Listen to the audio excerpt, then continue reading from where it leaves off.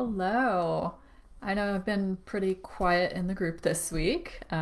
We took a couple days off and visited some family, but this was one of the things that I wanted to actually talk about was quiet because sometimes we do need to pause, we need to reflect. We cannot constantly have noise at us all the time. So I did kind of an intentional pause in the group this week to let everybody breathe. I know it's been a very quiet summer. A lot of people haven't been online. A lot of people have been hopping off for extended periods, just trying to reconnect with their personal lives, because some of them, you know, have been kind of tousled around and crazy. And uh, we're still, let's see, it's August of 2021, so we're still kind of in the middle of a pandemic, depending on part of the country, depending on where you are, who you are, what you're doing. um, I have little ones who are unvaccinated this so far because they are underage, so we're still hunkered down.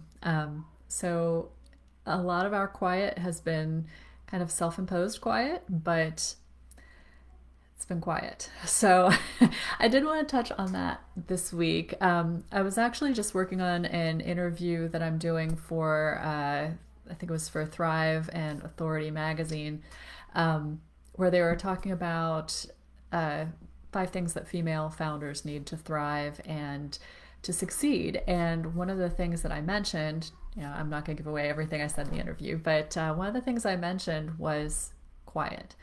And this relates back to being a writer and being a business owner, being a writer. There are a lot of similarities, and especially if you're watching this video, you have a book in your head, you have it in your heart, you have it in your shoe, wherever it is, wherever your book is. You're going to need a little bit of quiet. And by quiet, I mean that time that you can dig into yourself and really connect with that story. And for some of us, that also means dead silence. I would work in a dungeon if I could. Dead silence. I don't want anyone around me when I'm trying to write.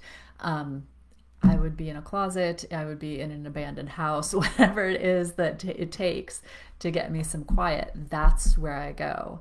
When I worked on 21 earlier this year, I was asked to contribute a chapter, and when I wrote my chapter, I didn't write it in the middle of my workday. I didn't write it when I had, my kids running in and out needing stuff. I didn't write it when I was trying to help them with their homework.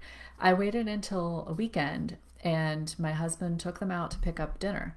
And I seriously just sat down at my desk. I knew pretty much what I wanted to say. I wrote out a basic outline for that chapter, and I did it. And it was because I had that quiet. And I know that that's what it takes for me personally to be able to unplug from everything else and focus in on what I want to say.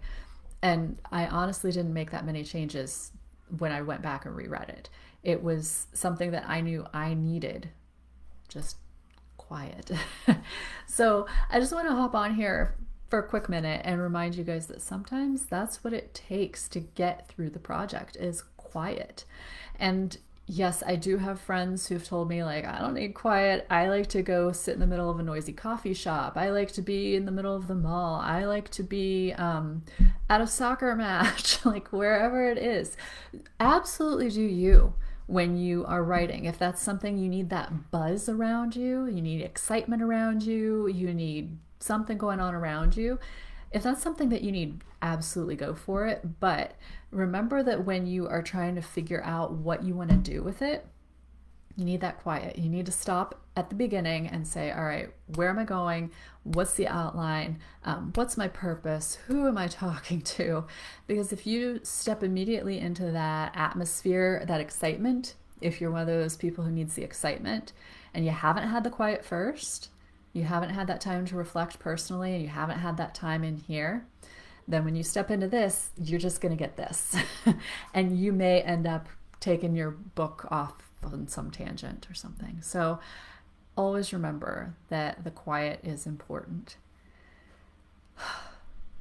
I love quiet. So tell me what it is that you personally like to have when you're working on your book.